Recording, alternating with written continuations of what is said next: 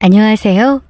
저는 경기도 광주에 살고 있는 30대 후반의 여성입니다. 어제 저는 대학 시절 제일 친했던 동창의 청첩장을 받으러 다녀왔습니다. 30살 때 했던 제 결혼식에서 부케를 받아주었던 친구였는데 그로부터도 한참이 지나고 난 이제서야 결혼을 하게 된 거죠. 요즘은 결혼이 필수가 아니게 된 세상인데다가 이 친구가 외국 생활도 오래 하고 독립적인 성격이라 결혼을 한다니 참 감회가 새롭더라고요. 자연스럽게 그때 이야기가 나오게 되었고요. 사실 저는 얼마 전에 이혼을 했거든요. 제 부케를 받았던 친구는 결혼을 하고 저는 이혼을 하고 절친의 청첩장을 받는다니 이런 아이러니가 없었죠. 우프기도 했고요. 이혼을 할 때도 그랬지만 다시 만난 친구는 저를 또 한참이나 위로해 주었습니다. 정작 저는 이제 아무렇지도 않은데 말이죠. 제 잘못이 아닌 일방적인 이유로 결혼 생활이 끝났고 그래서 그때 당시에는 너무 화가 나고 억울하기도 했지만요. 하지만 모든 게 다 정리가 된 지금은 마음이 편해져서 저는 요즘 거의 수도승처럼 감정 기복이 없는 평온하고 잔잔한 생활을 하고 있습니다. 그래도 가끔 이렇게 친구를 통해서나 전 남편 놈의 이름이 나오는 날이면 같이 시원하게 욕이나 한번 하고 넘기는 거고요. 문득 생각난 김에 저의 결혼에서 이혼까지의 긴 이야기를 여러분들께도 들려드릴까 합니다. 언젠가 이혼 변호사라는 사람이 쓴 글을 보니 외도를 하는 사람들이 그 관계를 지속하지 못하고 들키게 되는 건 대부분 한 가지 이유라고 하더라고요. 처음에는 한 집에 사는 배우자도 모를 정도로 철두철미하게 바람을 피우다가도 차츰 시간이 지나면서 자기가 생각했던 것보다 더 쉽고 오래 불륜이 유지된다 싶을 때쯤이면 자기도 모르게 긴장이 풀리면서 안일해져서 그렇다더라고요. 기존의 배우자와는 이미 여러 가지 이유로 혼인 파탄에 이른 지경이라서 말도 섞지 않거나 외박을 밥 먹듯이 하는 상태라면 모를까. 평소라면 결혼 생활을 유지하고 있다면 들키지 않기란 정말 어려운 일이라고 하더라고요. 하긴 한 입을 덮고 자는 가족인데 아무리 무심한 사람이라도 그걸 모를까요? 제가 처음 남편의 바람을 의심하게 된 것도 보통 때와 다름없는 아주 평범한 일상 속에서였습니다. 어쩌면 그 전에도 수많은 바람의 징조가 있었는데 제가 미처 모르고 넘어갔을 수도 있지만요. 그 전에 저와 남편의 결혼 이야기부터 먼저 드려야 할 것 같네요. 동갑인 남편과 저는 27에 만나 딱 3년의 열애 후 30살이 되던 해에 결혼을 했습니다. 사실 저희는 대학교 동기였기 때문에 알고 지낸 건 대학교 1학년 때부터였죠. 서로 각자의 연애와 이별을 숱하게 목격한 후 돌고 돌아 직장인이 된 후에 연애를 하게 된 게 조금 특이한 케이스이긴 합니다. 생각해보면 제가 제 발등을 그때 찍은 거죠. 대학 때도 거들떠보지 않던 놈을 왜 도대체 무슨 콩깍지가 씌어서 27 한창 좋을 그 나이에 연애를 시작하고 결혼까지 하게 되었는지 말입니다. 아무튼 그때는 그 사람이 이유를 모르게 참 좋기만 하더라고요. 이혼하던 당시에도 물론 싫어서 한 건 아니었다는 게 조금 웃기기는 하지만요. 바람을 피웠다는 사실을 들키기 전까지는 전 남편 놈은 저에게도 그리고 저희 아이에게도 참 잘했거든요. 도둑이 제발 저린다는 말이 있는데 아마 이럴 때 쓰는 거겠죠. 찔리는 게 있으니까 저랑 아이에게 그렇게 잘해준 게 아니겠어요? 그렇게 잘해준 덕분에 나중에 제가 겪은 배신감은 2배가 되었지만요. 아무튼 저와 남편의 결혼 생활은 평범했습니다.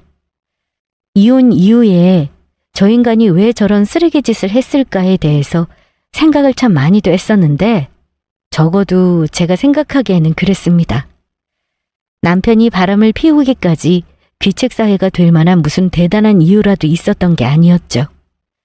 남편과 저는 딱 9년을 함께 살았는데 저희의 결혼 생활은 그냥 연우 부부 같았어요.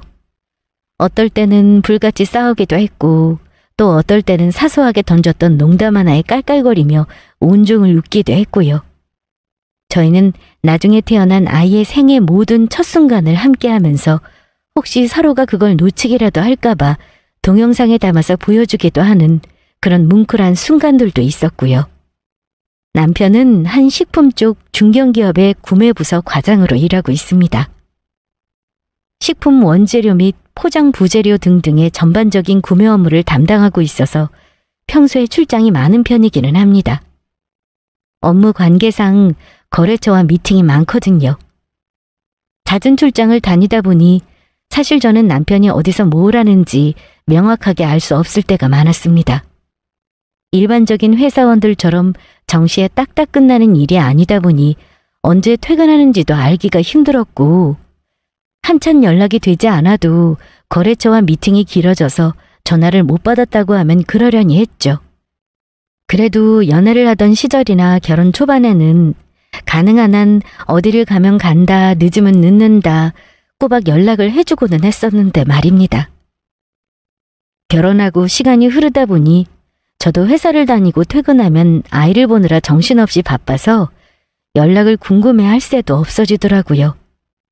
저도 그저 남편이 늦으면 늦겠거니 올 때 되면 오겠거니 하게 되었죠. 이런 환경이니 얼마나 바람을 피우기 좋을까요? 사실 의지만 있다면 언제든지 가능한 최적의 조건이기는 했습니다. 유동적이고 가변적인 스케줄과 재촉하지 않는 와이프 말이죠.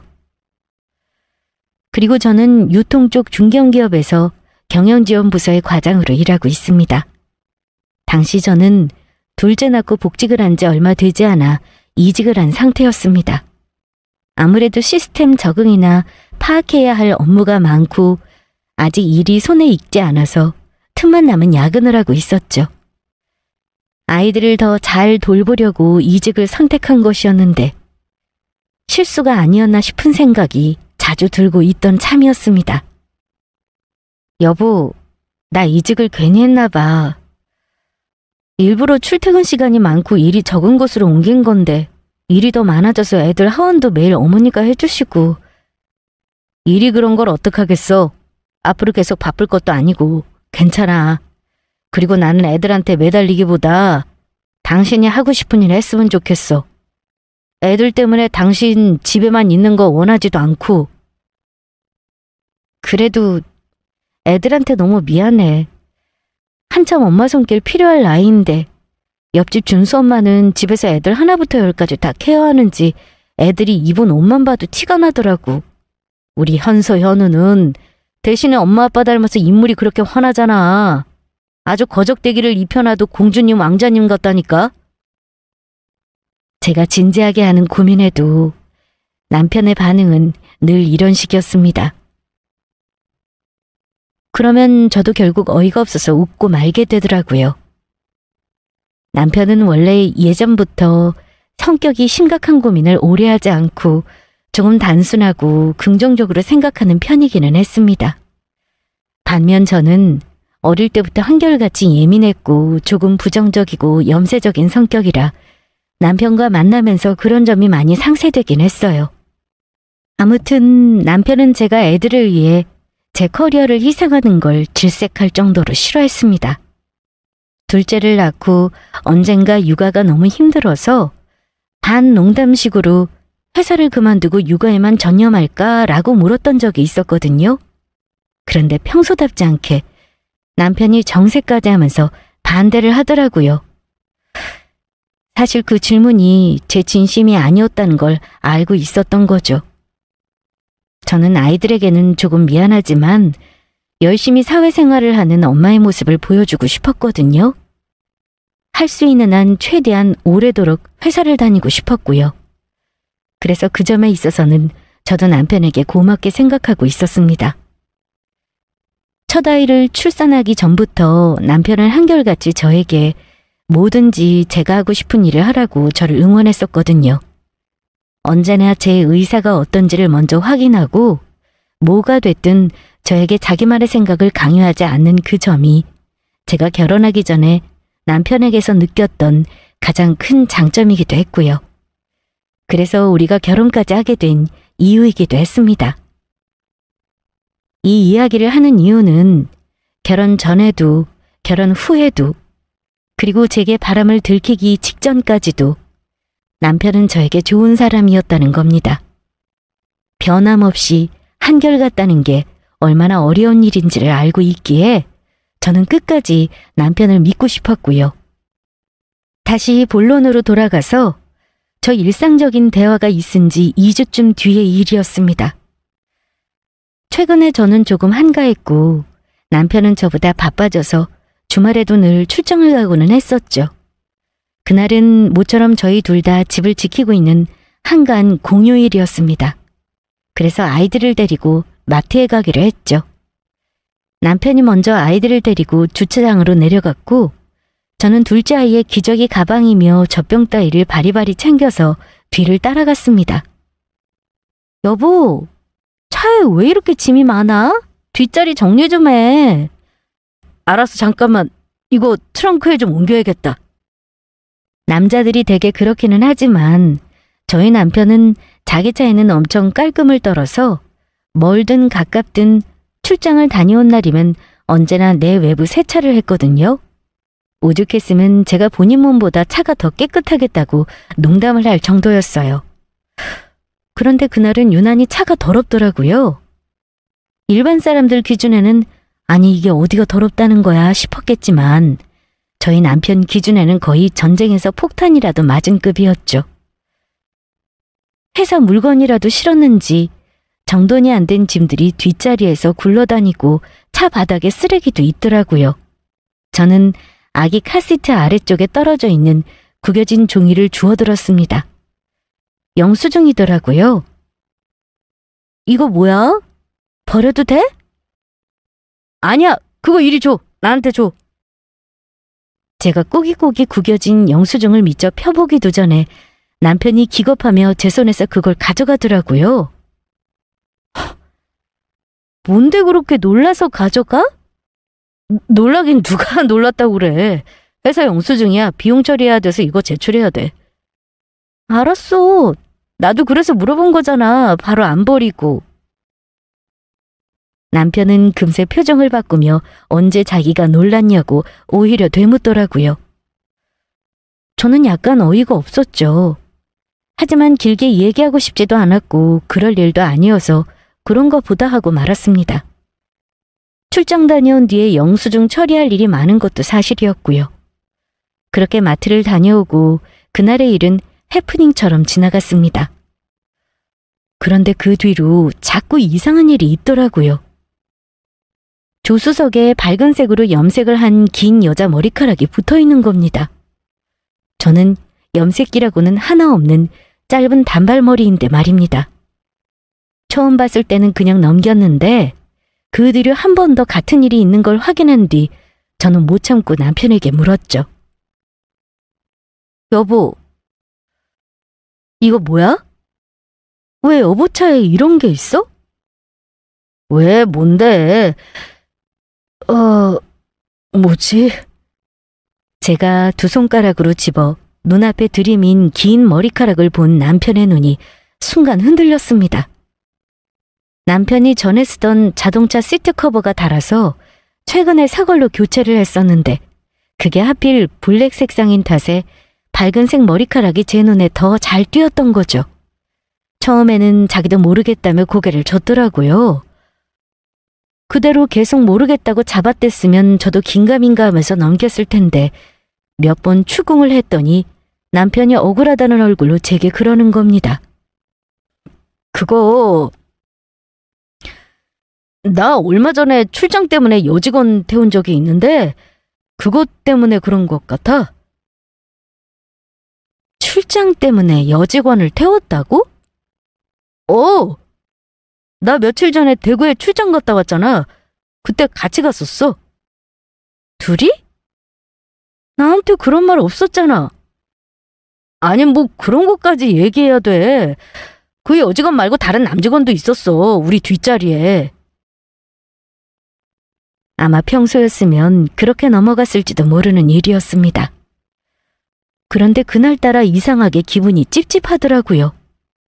왜 여자의 촉 같은 거 있잖아요. 하지만 심증만 있고 물증은 없으니 짜증은 나지만 남편에게 뭐라고 화를 낼 수는 없었죠. 결국 그날도 그렇게 넘어갔습니다. 그런데 더 이상한 건 그 뒤로는 그런 일이 다시는 없었다는 겁니다. 물론 제가 그런 말을 한 이유이니 여직원을 태우는 게 더 조심스러웠을 수도 있겠지만요. 거기다 남편의 깔끔병은 날로 더 심각해져서 그 뒤로는 아주 새 차를 병적이다 싶을 정도로 해대더라고요. 차가 어찌나 반짝거리는지 개미도 미끄러지겠다 싶은 정도였죠. 내부의 머리카락은커녕 먼지 한 톨도 보이지 않을 지경이었고요. 원래 새 차를 좋아하긴 했는데 하필이면 그 일과 타이밍에 맞물리고 나니 뭔가 말할 수 없는 이상한 느낌이 들더라고요. 하지만 이것도 별일 아니라면 전혀 문제가 되지 않을 일이었죠. 하지만 꼬리가 길면 잡힌다더니 그 일이 있은 지 몇 달도 되지 않아서 저는 결국 남편의 바람을 목격하게 되었습니다. 사실 저희 남편은 좀 덜렁거리는 성격이거든요. 바람을 들키지 않고 피우려면 그렇게 치밀하고 계산적이어야 한다는데 그런 점에서 보면 본인이 들키지 않을 거라고 생각한 게 어리석은 욕심이었죠. 알게 된 경위조차도 조금 어이가 없기는 합니다. 제가 쓰는 태블릿 PC에 남편과 제가 쓰는 SNS 어플을 설치해둔 게 있었습니다. 저는 집에서 인터넷을 할 때 눈도 침침하고 검색도 불편해서 보통 서재에 있는 제 데스크톱을 쓰거나 그것도 아니라면 핸드폰을 사용하고는 했거든요. 그래서 제 태블릿 PC는 저보다는 거의 제 남편이 쓰는 경우가 많았습니다. 그런데 하루는 급한 업무 메일을 집에서 처리하고 있는데 데스크톱이 고장이 났는지 부팅이 되지를 않았어요. 급한 마음에 핸드폰을 열었는데 작은 화면 때문에 이미지 파일이 자꾸 잘려서 나와서 답답하더라고요. 저는 결국 남편이 던져둔 태블릿 PC를 찾았습니다. 그렇게 급한 업무를 끝내고 나서 모처럼 전원을 켠 태블릿 PC를 사용하고 있었는데 바탕화면에 있는 SNS 앱에서 숫자 알림이 뜨더라고요. 내용은 클릭을 해야 보이는데 새로운 메시지가 있는 건 숫자로만 표시가 뜨도록 설정해 둔 것이었죠. 저는 반사적으로 그 어플을 클릭했습니다. 그런데 이게 웬걸. 제 계정이 아니라 남편 계정으로 접속이 되어 있더라고요. 알림 표시는 남편의 것이었죠. 남편이 본인 계정 로그인을 해둔 걸 잊고 로그아웃을 하지 않았던 겁니다. 저는 로그아웃을 해주려다가 알림이 많이 쌓여있는 걸 확인하고는 메시지 창을 열었습니다. 그리고 알게 되었죠. 제가 열었던 게 다름 아닌 판도라의 상자였다는 사실을요. 저는 두 눈으로 보고도 믿을 수가 없었습니다. 새로운 메시지 알람이 뜬 건 어떤 여자에게서 온 대화창이었습니다. 그걸 클릭했더니 정말 끝도 없이 쌓인 대화 기록이 나오더라고요. 하루도 대화를 나누지 않은 날이 없다고 해도 될 정도였어요. 심지어 며칠 전 외국으로 해외 출장을 갔을 때도 저에게 늦은 새벽이라 깜빡 잠이 들었다고 말했던 그 시각에도 그 여자와는 대화를 나누고 있었더라고요. 심지어 대화 내용은 더 충격적이었죠. 서로를 여보 자기라고 부르는 건 아무것도 아니었습니다. 오늘도 너무 보고 싶다느니 자기 생각만 하면 일하느라 힘들어도 하루가 행복하다느니 둘이서 애틋한 게 아주 세계의 커플이 나셨더라고요. 대화를 더 올려보니 제게 출장이라고 거짓말을 하고는 그 여자와 수도 없이 외박을 했더라고요. 저는 정신적인 바람도 어머니 바람이라고 생각하는 사람이었지만 이미 두 사람은 그 관계를 넘어섰고요. 충격적인 건 그것뿐만이 아니었습니다. 남편에게는 회사에 갈 때마다 카프라는 회사 동료가 있었습니다. 여보, 오늘도 일찍 나가야 해? 오늘도 차장님이 카풀 좀 해달라고 하시네? 아니, 그 차장님은 대체 언제 차를 사시는 거야? 대중교통 불편하면 본인 알아서 택시를 타든가 해야지 왜 자꾸 사람을 힘들게 오라가라고 한대? 사고 난 적이 있어서 운전하기 무서우시다잖아. 그리고 조만간 차를 산다고는 하는데 모르겠어. 당신이 개인 운전기사도 아니고 매주 카풀하느라고 평소보다 일찍 일어나고 길도 돌아서 가는데 이렇게 계속 타고 다닐 거면 기름값이라도 달라고 해. 에이, 그래도 어떻게 그래. 나도 하기 싫은데 대놓고 얘기할 수도 없고 어쩔 수 없지 뭐. 하여튼 나 다녀올게. 카풀 상대는 옆 부서 남자 차장님이었습니다. 그렇다고 매일 하는 건 아니었고 일주일에 한 2차례 정도 전날 밤이나 아침 일찍 연락이 오면 남편이 가는 길에 태우러 가고는 했죠. 바로 거래처에 회의하러 외근 나갈 일이 있으면 종종 같이 가는 분이라고 하더라고요. 그렇지 않아도 안집잠이 많은 사람인데 카풀을 할 때면 평소보다 더 일찍 나가야 해서 늘 피곤해했습니다. 사실 아무리 싫어도 직장 상사한테 어떻게 대놓고 기름값을 달라고 하겠어요? 좋다 싫다는 얘기도 못하는 판국인데요. 새벽같이 일어나서 나가는 뒷모습에 속상해서 저도 그냥 해본 소리였죠. 이게 벌써 저희의 1년 전 대화였고요. 그런데 알고 봤더니 그 옆부서 차장님은 남자가 아니라 여자였습니다.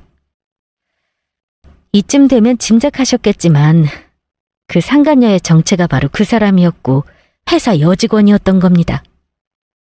차장이 아니라 대리였고요. 네, 정말 뻔뻔하게도 둘은 사내 불륜을 저지르고 있었던 거죠. 심지어 그 여직원도 유부녀였더라고요. 그러니 최소한 1년이 넘는 시간 동안 부지런하게도 매주 일찍 집을 나서서 그 여자 집을 들러 차에 태우고 다녔던 겁니다. 카풀이라는 명목으로요. 그리고 회사까지 갈 수는 없었을 테니 가다가 회사 근처에서 내려주고 따로 들어갔는지 어쨌는지는 모르겠지만요. 진짜 눈이 뒤집히더라고요. 지금까지 회사에 나가서 일에 시달리며 힘들게 돈을 벌어오는 남편을 늘 안쓰럽게 생각했었는데 정작 남편은 매일 출근해서 상간녀와 만날 생각에 얼마나 신이 났었을까요? 거기까지 생각을 하니 그동안 평일에 야근이며 주말에도 일이 쌓였다고 출근하고 국내외로 출장을 다녔던 그 모든 시간들이 전부 의심스럽더라고요. 병적으로 세차를 해대던 것도 결국은 같은 이유였던 겁니다. 바람을 들킬까봐 여자를 만나고 온 날이면 무조건 내 외부 세차를 해대던 거였죠. 대체 언제부터였을까요? 10년이면 강산도 바뀐다고 하잖아요. 와이프인 저와는 20대에 만나서 강산도 바뀔 그 오랜 시간을 함께 했는데 저에게 조금도 미안한 마음은 없었던 걸까요? 저는 그렇다 치고 하다못해 어린 자식들을 보면서도 양심의 가책 같은 건 전혀 없었을까요? 심지어 우리 둘째 아이는 아직 2돌도 지나지 않았는데 말입니다. 아무리 생각을 해봐도 도저히 이해가 가지를 않더라고요. 대체 저 인간한테 뭐가 그렇게 부족했었는지를요. 저는 묻고 싶었습니다. 처자식을 다 내버리고 유부녀와 바람을 피울 만큼 간절히 원했던 게 있었느냐고요. 저는 그렇게 돌아오는 대답이 없는 질문을 반복하고 또 반복했습니다. 하필 그날도 남편은 출장을 떠난 상태였습니다. 이틀 전에 나가서 다음날 돌아오기로 예정되어 있는 스케줄이었죠. 이제는 정말 출장을 떠난 게 맞는지조차 의심스러웠어요. 저는 그날 밤 두 사람이 나눈 대화를 밤새도록 읽고 또 읽었습니다. 하도 읽어서 나중에는 아예 내용을 전부 외울 지경이었어요. TV나 영화 속에서 나온 불륜 커플이 그 사실을 와이프에게 들키는 장면을 보신 적 있죠? 옛날부터 저는 그 장면을 볼 때마다 세상에서 가장 사랑하던 사람의 배신을 알고 나서 그 사람의 얼굴을 마주보는 저 기분은 대체 어떤 느낌일까 하는 생각을 해보고는 했었습니다. 우선 너무 충격적일 것 같았죠. 그 다음에는 슬플 것 같았고요. 아마 나였으면 세상이 떠나가라 통곡을 하지 않았을까 싶었습니다. 하지만 막상 거짓말처럼 제가 그 일을 직접 겪게 되니 현실은 전혀 달랐습니다. 너무 어이가 없어서 눈물도 안 나더라고요. 그 후에 찾아오는 건 지독한 배신감에 치를 떨게 되는 분노였고요.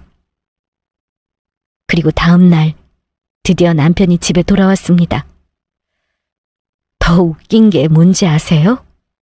저한테는 아침 일찍 연락해서 이제 집에 거의 다 왔다고 하더니 점심때가 훌쩍 지나서야 집에 들어온 겁니다. 평소라면 당연히 제가 출근을 했을 테니 도착 시간을 모를 거라 생각하고 거짓말을 한 거죠. 뭐 하느라 이제야 들어왔는지는 알고 싶지도 않았습니다. 이제 왔어? 당신 집에 있었네. 왜 출근을 안 했어? 남편은 제가 거실에 앉아있는 걸 보고 순간 깜짝 놀라더라고요. 그리고 어딘가 가라앉은 제 분위기를 느꼈는지 무슨 일이냐고 눈치를 살피며 다가왔죠. 남편이 가까이 다가오자 낯선 향수 냄새가 확 끼쳐왔습니다. 그전에는 한 번도 맡은 적이 없는 향이었죠. 당연히 남편이 쓰는 향수도 아니었죠. 나중에 알게 된 사실이지만 이 인간은 출장을 가면 그 여자가 연차를 쓰고 반대로 그 여자가 출장을 가면 이 인간이 연차를 쓰는 식으로 데이트를 즐겨왔더라고요. 그리고 지금처럼 점심 늦게나 집에 돌아와서는 제가 돌아오기 전에 샤워를 해서 흔적을 싹 지운 뒤에 퇴근하는 저를 맞이하며 출장을 다녀오느라 힘들었던 척을 했겠죠. 그러면 저는 그것도 모르고 등신처럼 보양식인의 몸에 평소보다 더 신경을 쓴 저녁을 해다 바쳤을 거고요. 저는 그 인간의 눈앞에 태블릿 PC를 던졌습니다. 언제부터였어?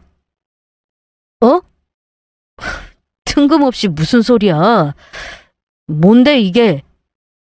그년이랑 언제부터 그런 사이가 된 거냐고? 그제서야 얼굴빛이 변한 남편은 제가 던진 걸 얼른 집어들고 액정 화면에 떠있는 내용을 확인했습니다. 길게 읽을 것도 없었죠. 그건 불과 며칠 전까지도 본인이 나눈 대화 내용이었으니까요. 남편의 눈동자가 한참 흔들린다 싶더니 고개를 들고 저를 쳐다볼 때에는 오히려 차분하게 가라앉아 있더라고요. 이거 오해야. 내가 다 설명할 수 있어. 그래? 어디 한번 말해봐. 어떻게 변명할지 나도 궁금하네. 일단 맞아. 하도 내가 좋다고 매달려서 그래서 솔직히 몇 번 만났어. 그런데 당신이 생각하는 그런 거 아니야 진짜로. 이건 그냥 일도 너무 힘들고 해서 같은 직장 동료니까 회사에서 있었던 고충을 말하기도 쉽고 이해도 잘해주고 그래서 편하게 잠깐 만난 거야. 당신도 힘든데 당신한테까지 이런 이야기를 할 수는 없잖아. 그래서 그게 지금 나 때문이라는 거야? 다른 년이랑 놀아나기는 했지만 나 생각해주느라 그런 거니까 오히려 고마워하라고? 그런 게 아니라 왜 말을 그렇게 삐딱하게 받아들여? 내가 이러니까 당신한테 무슨 말을 못하지. 지금 잘못했다고 제 앞에 엎드려서 싹싹 빌어도 모자랄 판국에 오히려 저를 생각하느라 그랬다는 둥 말도 안 되는 헛소리를 하더라고요. 그 이야기 듣는데 이 인간이 진짜 제정신이 아닌가 싶은 생각마저 들 정도였어요.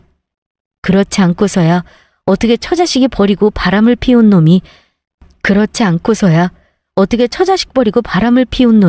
오히려 큰 소리를 칠 수가 있겠어요? 어차피 다시 받아줄 생각도 없었지만 저 상식 이하의 반응은 정말 우리 사이에 남은 한 톨의 정마저도 탈탈 털어서 없어지게 만들더라고요. 저는 헛웃음을 지었습니다. 됐고, 이혼 준비라 해. 이혼할 각오도 없이 이렇게 간 큰 짓을 한 건 아닐 거 아니야. 무슨 이거 가지고 이혼을 해. 알았어, 미안해. 내가 잘못했어. 한 번만 용서해주라. 그런데 진짜 그 여자랑은 이야기나 좀 하고 몇 번 잔 게 다야. 직장 다니는 남자들 영업 나가서 접대하는 거랑 똑같은 거야. 나 걔랑은 진짜 아무 감정도 없었다니까? 개소리를 정성스럽게도 하네. 말 같지도 않은 소리 하지 말고 한 집에 같이 있기도 역겨우니까 오늘 당장 짐 싸서 나가. 그것도 싫으면 내가 나가고. 저는 하다못해 이 상황이 되면 남편 놈이 저를 설득시킬 만한 대단한 눈물의 연기라도 펼칠 줄 알았습니다. 아직 제가 너무 순진했던 거죠. 눈물 연기도 그럴 만한 양심 있는 인간이 필요를 느껴야 하는 작업이었습니다. 이혼하자고 하니 그제서야 마지못해서 미안하다, 잘못했다 소리가 나오는 인간에게서 뭘 기대한 제가 잘못이었죠. 그것뿐이었으면 다행이게요. 애도 있는데 무슨 이혼을 하겠다는 거냐고 오히려 저한테 정신 차리라는 호통까지 치더라고요. 와, 이거 진짜 미친놈 아니냐는 소리가 입 밖으로 저절로 튀어나왔습니다. 그 말을 들은 제가 물건까지 집어던지며 소리를 지르자 남편 놈은 일단 도망치듯 집을 나갔고요.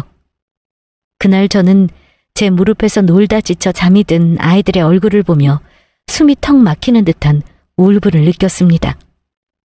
아직 어린 둘째는 그렇다 치고 첫째 아이는 눈만 뜨면 제 아빠부터 찾을 정도로 그렇게나 저희 남편을 좋아했는데 첫째에게는 뭐라고 말을 해야 할지 모르겠더라고요. 아이 마음에 상처 없이 이 일을 이해시킬 수 있을지 저는 그게 마음이 제일 아팠습니다. 이튿날 저는 협의 이혼 서류를 먼저 작성했고 원만하게 이혼이 되지 않을 경우도 고려해서 이혼 변호사도 열심히 검색했습니다. 소송으로 갈 준비도 해야 했으니까요. 그리고 그날 오후에 퇴근하고 집에 오니 갑자기 시어머니께서 연락도 없이 찾아오셨더라고요. 뻔뻔하게도 하지. 본인이 바람피웠다는 이야기를 시댁에도 열심히 했던 모양이었어요. 세상 부끄러운 줄도 모르는 인간이었던 거죠.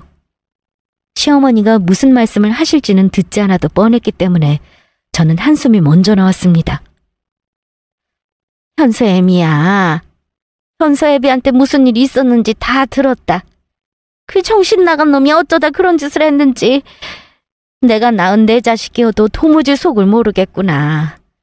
그래도 이혼만은 안 된다. 어머님, 저 이혼할 거예요. 저는 이해도 안 되지만 이해하고 싶지도 않고요. 이미 제 생각은 다 정리됐으니까 어려운 말씀 하실 거 없어요. 아이고, 네 속이 아니겠지. 나도 다 이해한다. 그래도 현서애비가 평소에는 너나 애들한테 얼마나 잘했니? 살면서 딱 한 번 실수한 거라고 하니까 네가 좀 참고 너그럽게 넘어가주면 될 일 아니냐. 제가 더 이해가 안 되는 부분이 그 점이에요. 평소에 애들한테도 잘하고 저한테도 잘해주던 사람이 어떻게 뒤로는 그런 짓을 할 수 있었는지 말이에요. 오히려 더 분통 터지네요. 사람을 기만해도 유분수지. 시어머니는 그래도 설마 애들도 있는데 이혼까지 하겠냐며 생각하신 모양이었습니다. 아무리 이야기를 해도 제가 단호하게 이혼하겠다며 말씀을 드리니 너무 당황을 하셨는지 처음에는 저를 설득하시다가 나중에는 점점 언성까지 높아지시더라고요. 예, 이런 일로 이혼까지 하면 세상 천지에 이혼 안 하는 사람이 없을 게다. 사람이 살면서 실수 한 번 안 할 수가 없는 거 아니냐? 사랑하는 사이면 그럴 때 서로 한 번씩 허물도 덮어주고 해야 부부라고 할 수 있는 거지. 남자들 덩치만 크고 나이만 먹었지 원래 하는 짓은 3살 먹은 어린애나 똑같다. 미친놈처럼 정신 나간 짓도 종종 하는 거고 그때마다 마누라가 혼쭐을 내고 교육도 잘 시키면 나중에는 철도 들고 하는 거지. 그리고 크게 한숨을 내신 시어머니는 저도 처음 듣는 이야기를 하시더라고요. 들어보니까 걔도 이번에 진급도 못하고 나름대로 고충이 있었다던데 너한테는 자존심 상해서 말도 못하고 현서애비도 얼마나 힘들었으면 그랬겠니. 다시는 그런 일 없을 거라고 하니 네가 한 번만 이해해라. 응? 나 때는 몇 번 그래도 참아줬어. 참으셨다고요? 그래.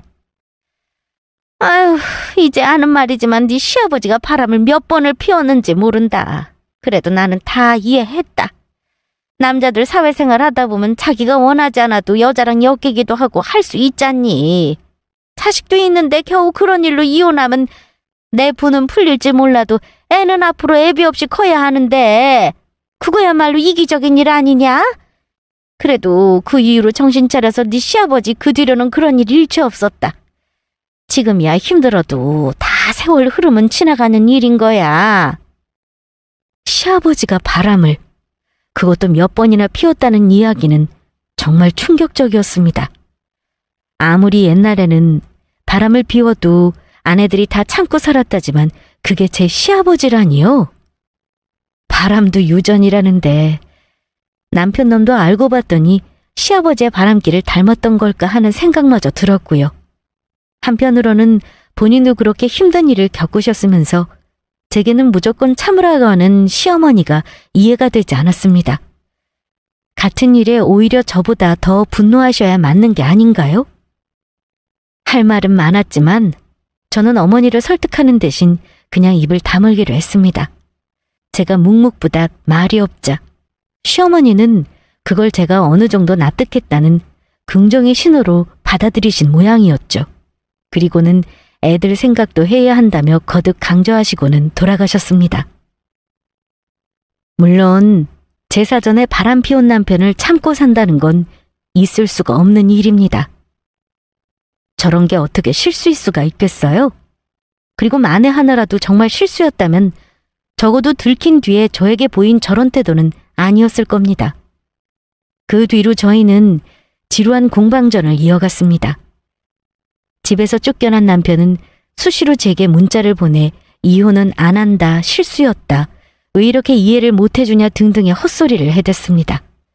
그리고 시어머니는 몇 번이고 저를 찾아와 남자들 바람 피우는 거 네가 몰라서 그렇지 예산일이다라며 이해 못할 일을 반복하셨고요. 그 와중에 아이들은 아이들대로 아빠는 왜 안 들어오냐며 남편 놈을 찾아댔습니다. 그렇게 번갈아가며 시달리니 하루하루 정신이 다 피폐해지는 느낌이었습니다. 제게는 저를 돌볼 시간도 없었죠. 정작 여기서 제일 힘든 사람은 다름 아닌 저였는데 말입니다. 시댁의 반응과 남편이 하는 모양새를 보니 협의 이혼은 이미 물 건너간 것처럼 보였습니다. 애초에 기대도 하지 않았고요. 저는 바로 이혼 변호사를 선임했습니다. 마침 제 친구가 몇 달 전에 이혼하면서 아는 변호사가 있어서 저에게 소개를 해주었고요. 거기서 이런저런 조언도 많이 들었고 이혼 이후의 삶도 생각해야 했기에 준비해야 할 것도 많았습니다. 이미 마음 정리가 끝난 저를 제일 힘들게 하는 건 틈만 나면 집으로 찾아오는 시어머니였죠. 그리고 그 일도 얼마 지나지 않아 깔끔하게 정리가 되는 사건이 생겼습니다. 그건 정말 생각도 하지 못했던 우연한 일이었어요. 이혼을 하려고 해도 일은 해야 했죠. 아니, 이혼을 해야 했으니 예전보다 더 직장을 열심히 다녀야 했다는 말이 맞을 것 같습니다. 어느 날 저는 회사 업무 지원차 다른 동네로 외근을 나갔다가 점심시간이 겹쳐 직장 동료와 함께 잠시 시내 카페에서 식사를 하고 있었습니다. 말이 식사지 금방 들어가 봐야 해서 커피와 함께 빵을 조금 먹는 정도였죠. 그날따라 안 신던 구두를 신어서 발도 아팠고 전날 잠을 설쳐 피곤하기도 했습니다. 저는 창가 쪽 좌석에 앉아서 멍하니 밖을 내다보며 그 찰나의 휴식을 즐기고 있었죠. 지나가는 사람들 구경도 하면서요. 요즘은 본사 건물에 틀어박혀서 일하는 경우가 대부분인지라 이렇게 해가 떠 있을 때 나올 일이 잘 없었거든요. 그런데 이게 대체 무슨 일인지. 양 과장님, 제 말 듣고 계세요? 잠시만요, 미양씨. 저 금방 올게요. 잠시만요. 네? 아니, 과장님 어디를... 저는 순간 그 자리에서 벌떡 일어나 직장 동료에게 양해를 구하고 카페 밖으로 달려나갔습니다. 확인해야 할 일이 있었거든요. 카페를 나오는 그 찰나에 사라졌을까봐 얼마나 급하게 나왔는지 모릅니다. 다행히 길 건너편에서 제가 찾는 사람의 뒷모습을 발견했죠. 저는 얼른 뒤를 따라붙었습니다. 그리고 가까이서 확인한 그 사람은 바로 저희 시아버지였습니다. 아까 카페에 앉아있을 때 창밖을 지나가시는 걸 봤었는데 스치듯 얼핏 본 거라 확인이 필요했거든요.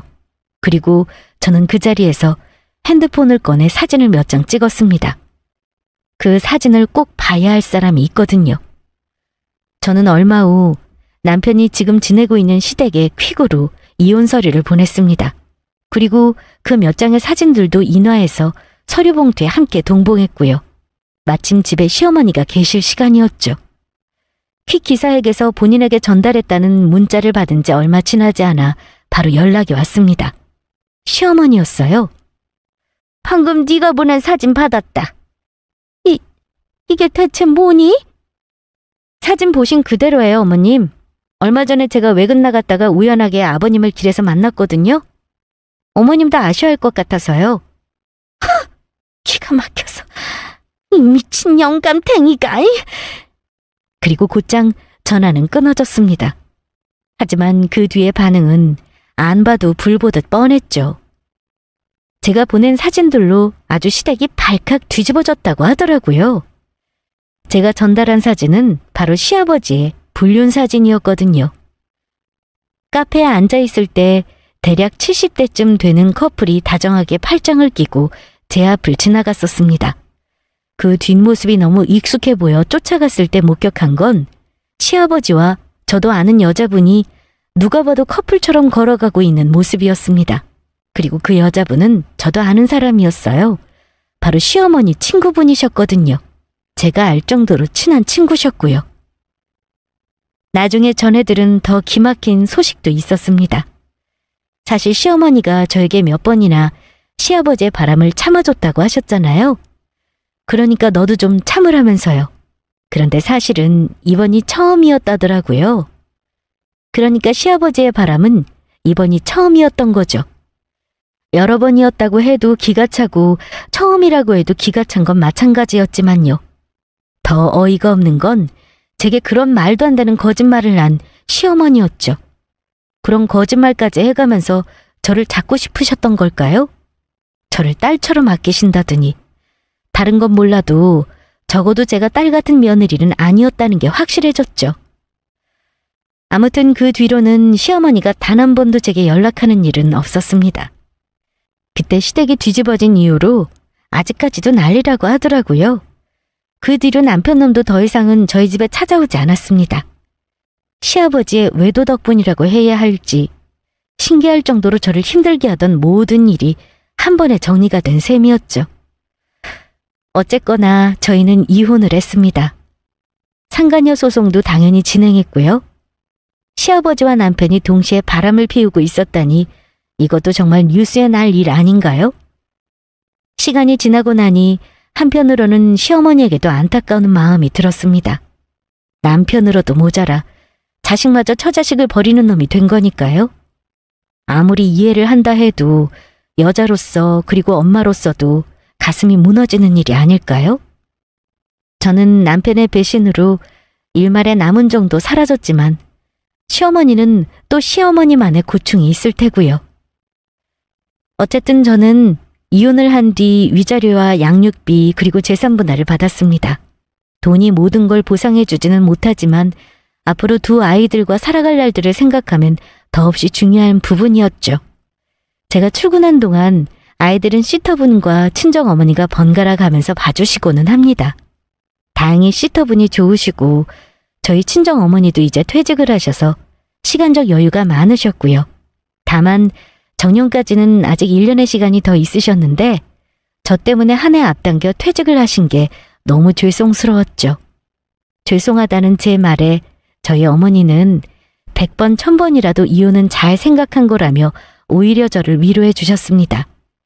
바람 피우는 놈 이해하고 받아줘봐야 고마운 줄 모른다고요. 그냥 남은 인생 너만 또 같은 일이 있을까 전전긍긍 속 끓이며 살 게 뻔하다고. 다른 건 몰라도 내 딸 그렇게 사는 꼴은 못 본다고 하셨죠. 잘 사는 모습을 보여드리지 못하고 어머니 마음에 상처를 드린 것 같아서 그날은 저도 좀 눈물이 나더라고요. 그리고 사내 불륜을 한 일이 소문이 나서 그때 그 상간녀는 권고사직 형식으로 퇴직을 했다고 합니다. 전 남편도 일단 한직으로 임시발령을 받았는데 제가 알기로 그 자리는 곧 나갈 사람에게 주는 징계성 자리라 아마 오래 버티지는 못하고 제 발로 나가게 될 게 뻔했습니다. 다른 일을 찾겠죠? 이제 같이 맞벌이를 해줄 와이프도 없는데 본인 먹고 살 길은 둘째치고 적어도 애들 양육비는 벌어야 하니까요. 저는 우리의 지난 결혼 생활을 돌이켜보았습니다. 사실 이혼하고 나니 남는 시간에는 자연스럽게 그 생각을 하게 되더라고요. 어차피 이런 생각도 곧 하지 않게 되겠지만요. 생각해보면 같이 살면서 힘들 때도 있었지만 그 긴 시간을 객관적으로 생각해보면 나빴던 기억보다는 행복했던 기억이 더 많았습니다. 저에게 잘했으니까요. 그래서 저도 남편에게 잘하려고 애를 썼고요. 아직까지 생각해도 그런 남편이 바람을 피울 만큼 제가 잘못한 일이 뭐가 있었을까에 대해서 생각해 보았지만 딱히 생각나는 건 없었습니다. 그저 전 남편의 말대로 단순하게 그냥 아무 이유 없이 가볍게 즐기기만 한 것일 수도 있겠죠. 분명한 건 상대방에게 잘하는 것과 이 모든 일은 다 별개의 행위일 수 있다는 겁니다. 그리고 누군가에게는 한 가정이 망가질 정도로 최악의 배신이, 또 누군가에게는 별것도 아닌 일일 수도 있다는 것도요. 그리고 이유 없는 바람도 있을 수도 있다는 교훈도 얻었죠. 저는 지난 10여 년의 세월을 잃어버렸지만 한편으로는 거의 평생을 잃어버린 시어머니를 생각해보면 그렇게 긴 시간도 아니었지 싶은 마음도 듭니다. 혹시 저처럼 사랑하는 사람의 배신에 분노하거나 좌절하거나 슬퍼하고 계시는 분들이 있다면 이 말씀을 꼭 드리고 싶습니다. 당신의 잘못이 아니고 때때로 그런 일들은 이유 없이 일어나기도 한다고요. 그리고 그 이후의 인생도 그렇게 나쁘지만은 않다고요. 앞으로 당신에게는 당신 혼자만의 더 큰 행복이 기다리고 있을 거라는 말도 해드리고 싶어요. 여기까지 들어주셔서 감사합니다.